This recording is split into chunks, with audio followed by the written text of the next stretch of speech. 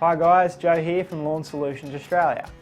I can't think of a better place at the moment for getting some fresh air, exercise, meditation or for easing boredom than your lawn. It's your own safe, isolated place where you can do what you want to do without risking your health or even a fine. With temps on the decline and more time on your hands, now is a good time to get out in the garden and prepare for the cooler months ahead. Here's some things that you might find helpful for both your garden and your health. Remove the bad stuff.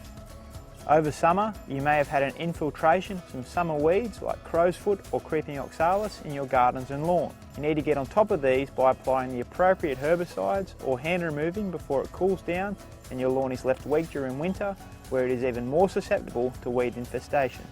You can also act now to stop a lot of common winter weeds from appearing by applying a pre-emergent herbicide like Oxifert. Load up on good nutrients. Autumn fertilising prepares your lawn for the winter months.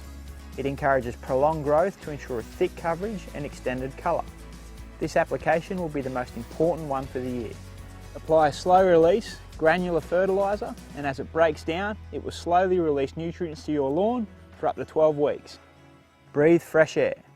During summer, your soil base can get quite hard and compacted.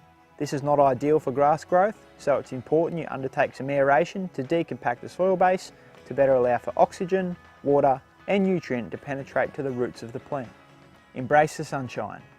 A damp and shaded space isn't a healthy one, so rake up the leaves and trim back any trees and shrubs to let some light into your lawn and your garden. Lay a solid foundation. Autumn is a great time to get some new turf down, as there is enough time left in most states for good root establishment before winter.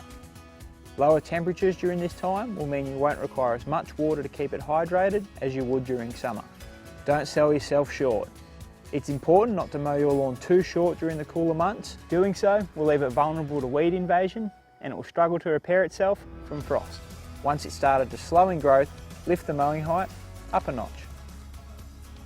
Hopefully with these tips, you'll be able to keep yourself and your lawn healthy over the coming cooler months.